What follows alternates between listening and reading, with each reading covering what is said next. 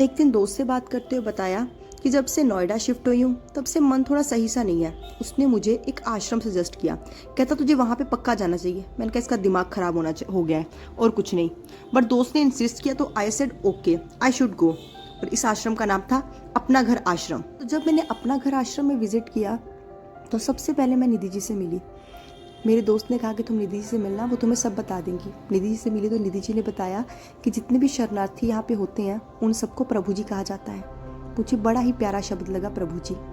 जितने भी लोग आते हैं उनको ज़रूरतमंद ना बुला के प्रभु जी बुलाया जाता है।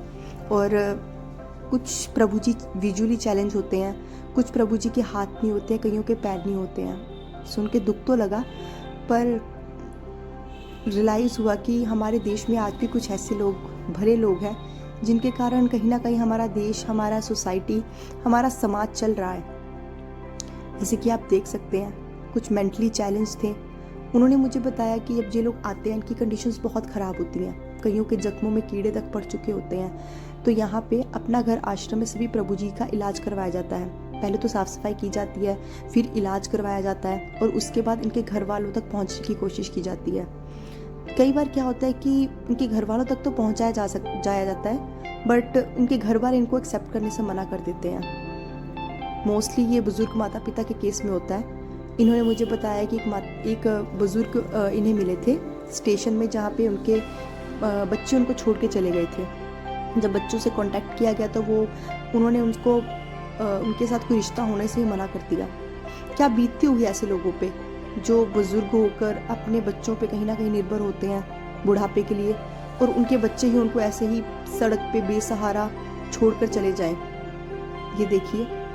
उसके बाद मैंने अंदर विज़िट किया, जहाँ पे कुछ लोग थे जिनके हाथ नहीं थे, कईयों के पैर नहीं थे और कईयों की लातें नहीं थी। जैसे कि आप देख सकते हैं ये जो जितने भी लोग थे ये कहीं ना कहीं इनके कुछ ना कुछ डिसेबिलिटी थी बॉडी में। ये बाबा जी थे, ये भी बुज़ुर्ग थे, इनके बच्चों ने उन्हें लेने से मना कर दिया था। तो सर ने मुझे सारा जब आश्रम घुमा रहे थे तो मेरे को देख के काफ़ी दुख हुआ। उसके बाद ये आप आश्रम का बाहर का सीन देख सकते हैं। सामने पूरे वो लगा हुआ है, ग्रिल्स वगैरह लगी हैं कि कोई गिरे ना, या कुछ उनको सावधानी का और उनके रहने का प्रॉपर प्रबंध किया गया है। बहुत ही साफ़ सुथरे तरीके से इनको रखा जाता है। और ये देखिए, इसे प्रभु जी की चिट्ठी कहा जाता है। अंदर थी जिसमें कि जो भी डिमांड होती है, जो भी रिक्वायरमेंट होती है वो वहाँ पे लिख दी जाती है। इन्होंने मुझे बताया कि ये आज तक कभी भी कुछ किसी से दान मांगने नहीं गए हैं, लोग खुद आकर दान करते हैं। और जो भी रिक्वायरमेंट होती है, कभी कभी कमी पड़ती है तो फिर वो लोग वहाँ पे लिख देते हैं। यहाँ के एनजीओ के ओनर का ये मानना है कि अगर कुछ कमी आ रही है, कुछ गलती हो रही है या कुछ भगवान जी नहीं सुन रहे हैं, तो इसका मतलब कि आप श्रद्धा भाव से पूरे प्योर मन से सेवा नहीं कर रहे हो। इसका मतलब है कि आप कुछ गड़बड़ कर रहे हो। अगर आपका मन साफ है तो भगवान आपके कभी भी आपके जो अच्छे डिसीजंस होते हैं उनमें कभी भी बाधा नहीं आने देता है। सुन के काफ़ी अच्छा लगा। जब आपका मन साफ होता है, आपकी नीयत साफ होती है, तो भगवान हमेशा सहयोग करते हैं। तो निधि मैम ने मुझे बताया कि भगवान ने हमेशा ही उनकी मदद की है। आज तक एक बार भी ऐसा नहीं हुआ है कि किसी स्टॉक की या कुछ किसी चीज़ की कमी हुई हो। अगर कभी हो भी रही होती है तो चिट्ठी जो है भगवान जी को लिख दी जाती है और भगवान जी वो पूरी कर देते हैं। मुझे लगता है कि हम भी ऐसे से ही हैं। हम भी भगवान जी से मांगने तो चले जाते हैं कि भगवान जी हमें ये चाहिए वो चाहिए, पर हमारी कहीं ना कहीं उस चीज़ को लेके मेहनत में कमी होती है, नीयत में कमी होती है, और कहीं ना कहीं इंटेंशन में भी हमारे में खोट होता है कि हमें वो चीज़ चाहिए क्यों। कहीं ना कहीं हमें वो भी क्लियर नहीं होता है। हम ये कहने के बजाय कि भगवान जी हमें वो देना जो आपको सही लगे, हम ये कहते हैं कि हमें यही चाहिए। छोटे बच्चे की तरह जिद करते हैं, फिर डिमांड्स रखते हैं अपनी कि अगर आप हमें ये दोगे तो हम इतने का प्रसाद चढ़ाएंगे। पर भगवान जी तो हमारे माँ बाप जैसे है ना। हमारे माँ बाप जैसे बिना सेल्फिश रीज़न के हमारे से प्यार करते हैं, वैसे भगवान जी भी तो प्यार करते हैं। हम जो चाहते हैं हमें कभी भी वो नहीं मिलता है, हमें हमेशा वो मिलता है जिसके लिए हम बने होते हैं। ये देखिए, मैं सेवा करती हुई, और मुझे बहुत अच्छा लग रहा था सेवा करके।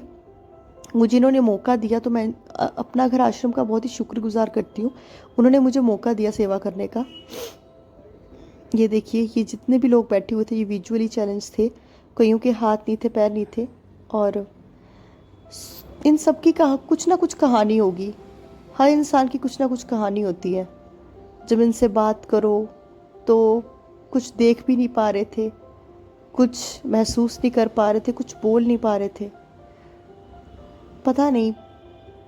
पर भगवान कभी किसी को ऐसी कंडीशन में ना लाए, कभी किसी की फैमिली फ्रेंड्स कभी ना छूटे।